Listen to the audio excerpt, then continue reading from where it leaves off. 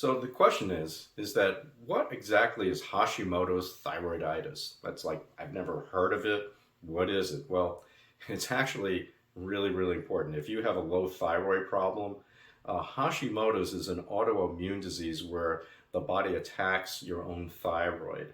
And they're finding through research, about 70 to 90% of all low thyroid problems are actually an autoimmune problem known as Hashimoto's thyroiditis.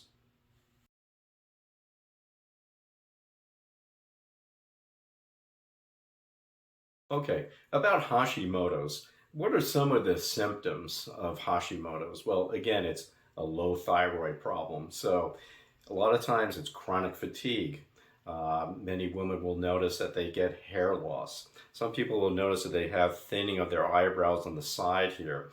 Oftentimes there's sensitivity to cold. A lot of times people will gain weight. Brittle nails and hair, joint pain and stiffness, okay, muscle aches, depression, problems with mental focus and so on. So those are just some of the main symptoms. There are many others, and of course the article is going to talk a little bit about that.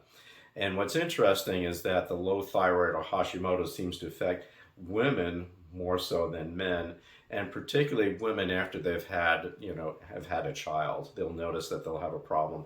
And there's definitely increasing rates of Hashimoto's and hypothyroidism as you age. So these are some important things to be aware of.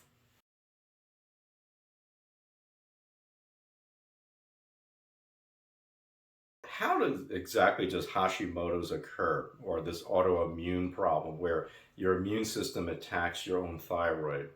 Well, it's suspected that there are three main triggers that will cause an autoimmune problem to occur. One would be genetic disposition. Now, what's interesting is that there are the same genes that lead to actually gluten sensitivity that are associated actually with actually Hashimoto's. And we do have some DNA test kits that we can go ahead and offer that will indicate if you have gluten sensitivity and may kind of infer that you might also have Hashimoto's thyroiditis. The next thing are environmental triggers. And of course, on the top of the list there would be actually gluten and other food sensitivities.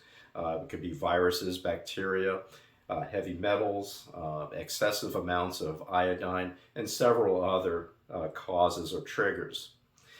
And tracking down those triggers are very important part of what we do here at our office. The next thing you may have heard is leaky gut. That is a crucial part of this whole autoimmune puzzle here. So those are the three basic triggers that will contribute to the formation of Hashimoto's thyroiditis.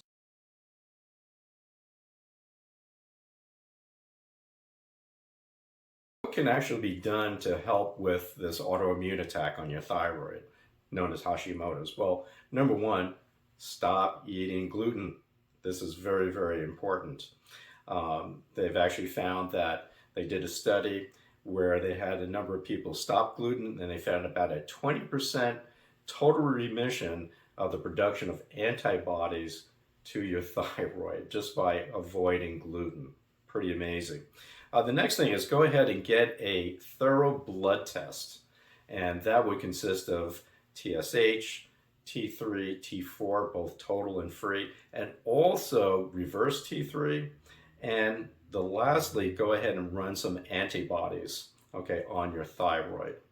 The next and last thing is to try to identify what are some of the triggers that might be leading to the autoimmunity, and also to help to fix a leaky gut. So those are some of the main points here if you want to go ahead and treat or try to restore a normal balance here in your body and reduce the immune system attack on your body. All right, if you'd like any more information, you can go ahead and contact my office at 480-732-0911, and one of my staff members will be happy to go ahead and assist you. If you want any further information, you can go ahead and subscribe to our newsletter. We can keep you abreast of all the different health topics. And also you can go ahead and check my website out as well. So once again, thank you very much for watching.